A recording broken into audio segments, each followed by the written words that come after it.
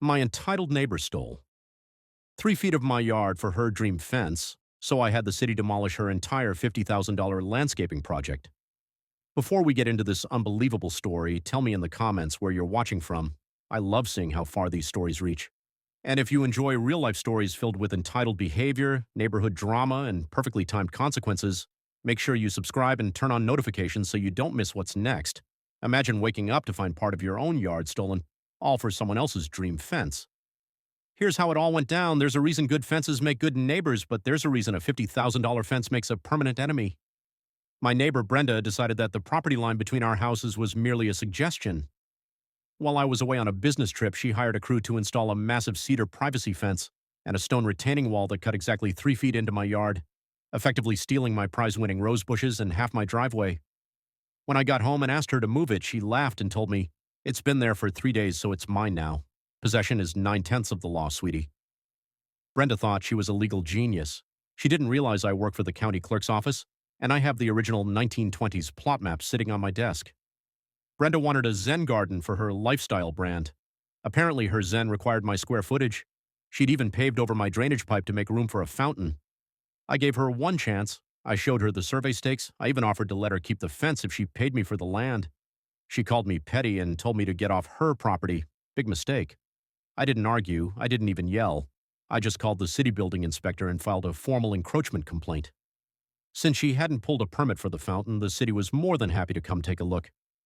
Brenda was hosting a garden party to show off her new yard when the city inspector arrived with 2 police officers and a survey team. "What is the meaning of this?" Brenda shrieked, clutching a glass of rosé. "This is a private event." "Actually, ma'am," the inspector said, pointing to the line of neon pink spray paint the surveyors were laid down. "This fence is 36 inches over the line, but that's not your biggest problem." I stepped forward with a smirk. "See that fountain, Brenda? You built it directly on top of the main municipal utility easement. There's a high-pressure water main and a fiber-optic trunk for the entire neighborhood running right under your Zen rocks." Because she didn't have a permit and she was obstructing a utility easement, the city didn't give her 30 days to move it. They gave her 1 hour to clear her guests out before the emergency access crew arrived. Brenda watched in horror as a backhoe rolled onto my driveway. Since the city has the right to access an easement at any time, they didn't have to be careful with her expensive cedar or her Italian marble fountain. They just moved them, permanently, into the back of a dump truck. The best part? Because the city had to perform an emergency easement clearing due to her illegal structure, they billed her for the labor. The bill was for $12,000, on top of the $50,000 she'd already wasted on the landscaping. The outcome. Brenda tried to sue me, but the judge threw it out in 5 minutes. Not only was she at fault, but I countersued for the damage to my driveway and the loss of my rose bushes. She ended up owing me enough to pay for a brand new, legally placed fence and a top-of-the-line security system. Brenda's Zen Garden is now a patch of dirt and a very expensive lesson in property law.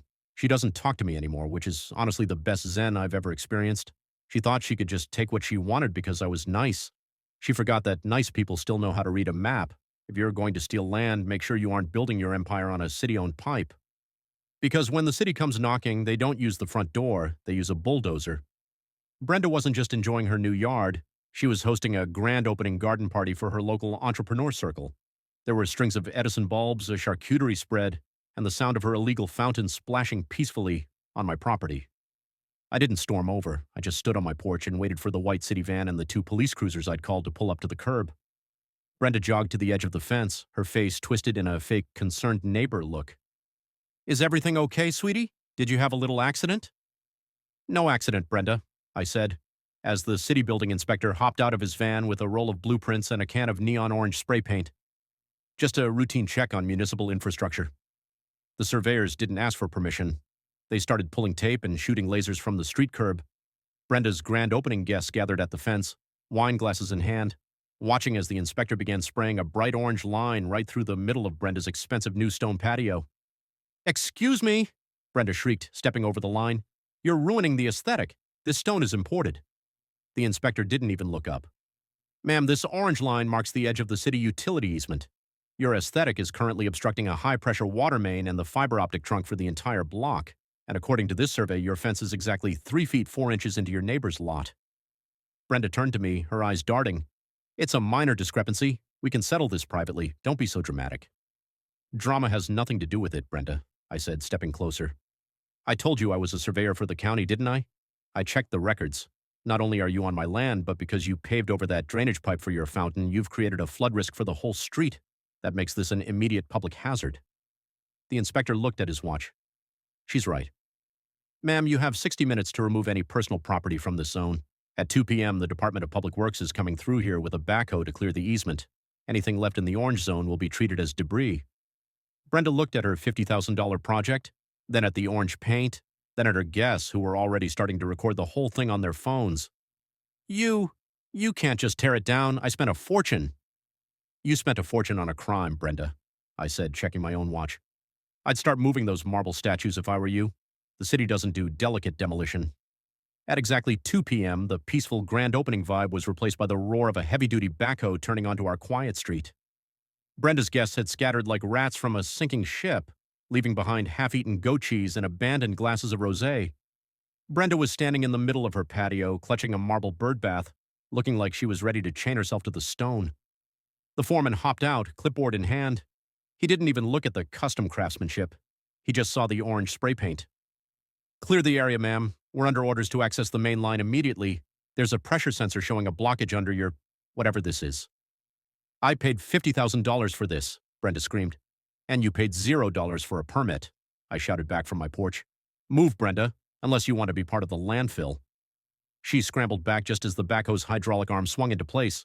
The first crunch was the most satisfying sound I've ever heard. The expensive cedar fence panels, the ones she'd bragged were sustainable mahogany, snapped like toothpicks. Then the bucket dropped into the stone patio, ripping up the Italian marble and the fountain in one jagged motion. In 15 minutes, her Zen Garden looked like a construction site in a disaster movie.